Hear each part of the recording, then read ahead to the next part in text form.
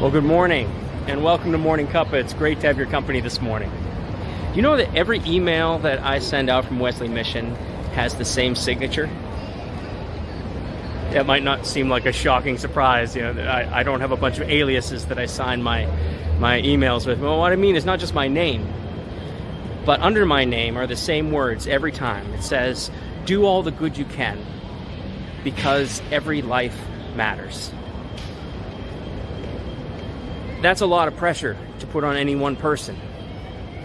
Thankfully, it's not on one person. Anybody who sends an email from Wesley Mission, any of our 2,000 staff, they send out an email, it has those same words in the signature, because that's who we are. That's what we're about. We do all the good we can because every life matters. And it's not just us.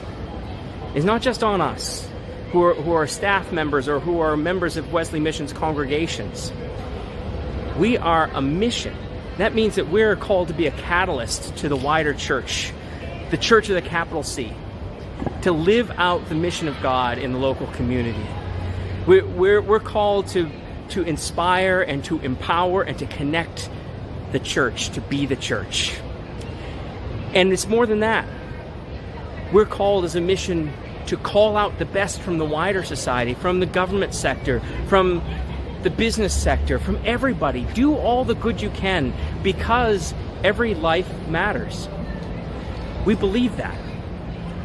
We believe that every life matters. That's not just high-sounding rhetoric. That shapes everything that we do. And more than that, it shapes how we do everything that we do. Last week, I told a story in my written cuppa about a carer who every day feeds a man who has advanced dementia. He's not really able to communicate. He's not really able to do much of anything. And there are different ways that she could do her job. But one way she could just sit in his room and put food on the spoon and the spoon in his mouth and watch the TV in his room. But she doesn't do that. Every day she sits with him and she shares a meal with him as she feeds him. She's sharing a meal with him. She's looking into his eyes and speaking to his humanity. She talks about what's going on in her life, like you do when you're sitting and you're sharing a meal with somebody.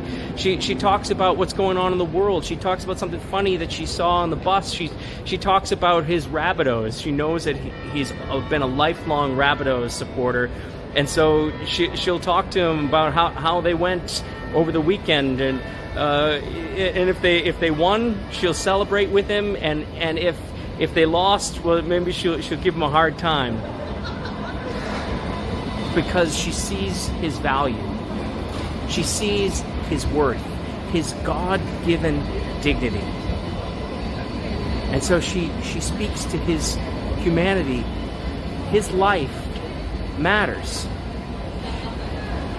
And all the more because the wider society might have dismissed his value. He's past his use-by date. He's not able to contribute to society. And so he's not valued because he's not able to produce.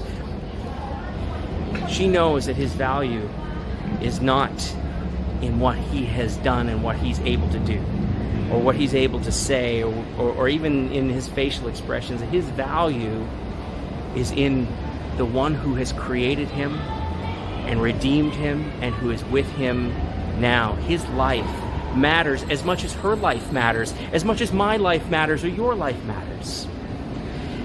And so as a mission, we not only are serving alongside people, but we're lifting up the value of those whose lives have been diminished in society, whose value has been overlooked in society, people whose voices have been silenced in society. And we put a special emphasis on lifting them up, on standing up for them, on speaking up for them, because their lives matter. Every life matters.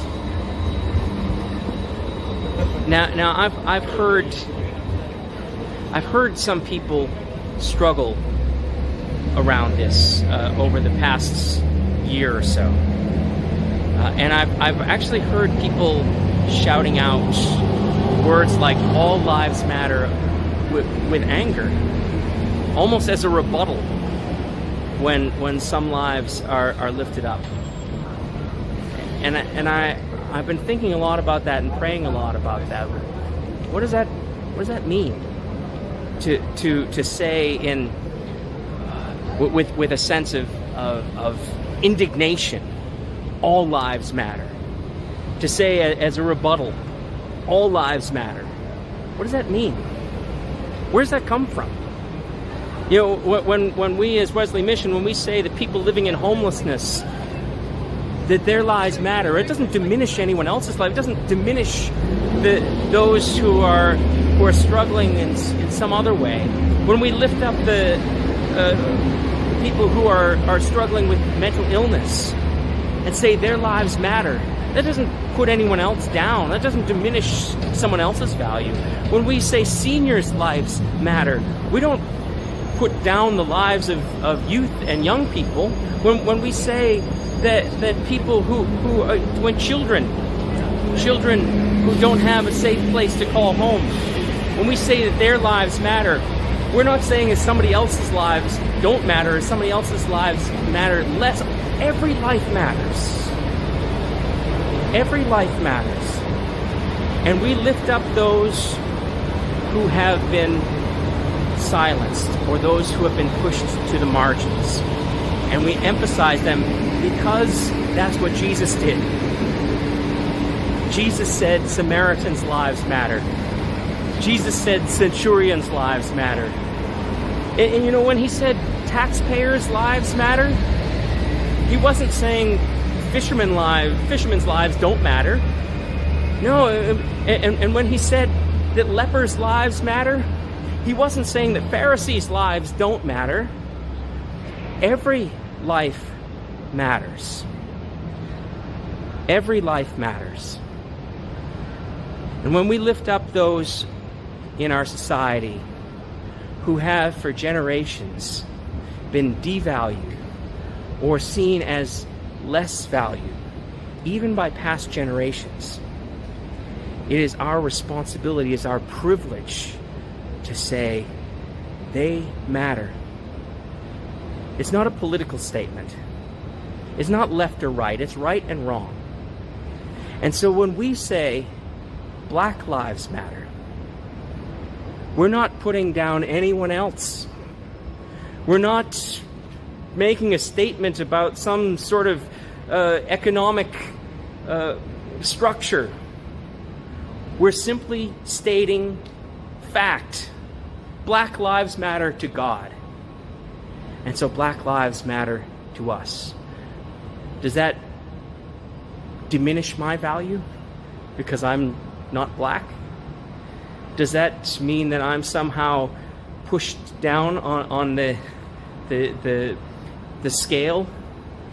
This, I think, is at the heart of this problem. That people think there's some kind of scale with God. God sees your value. God sees my value. God sees the life, every life, with a value that we can't even conceive. We can't even imagine. Think about the value that God has for you.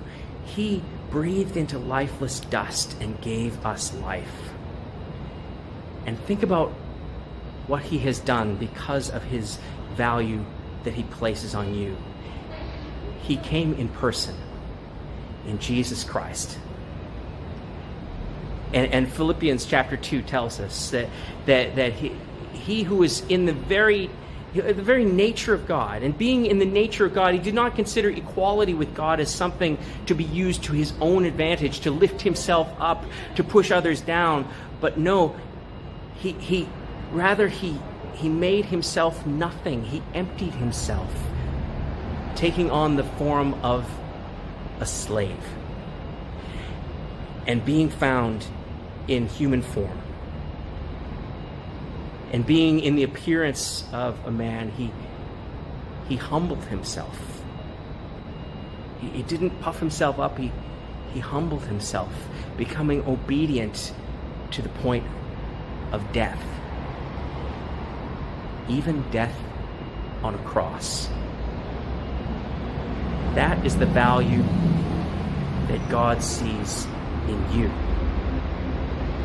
And it is from that infinite, limitless, inexhaustible spring of love that God values every life.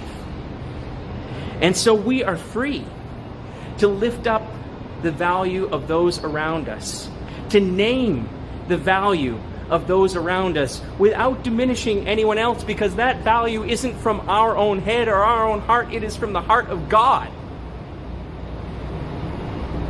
Do all the good you can, because every life matters.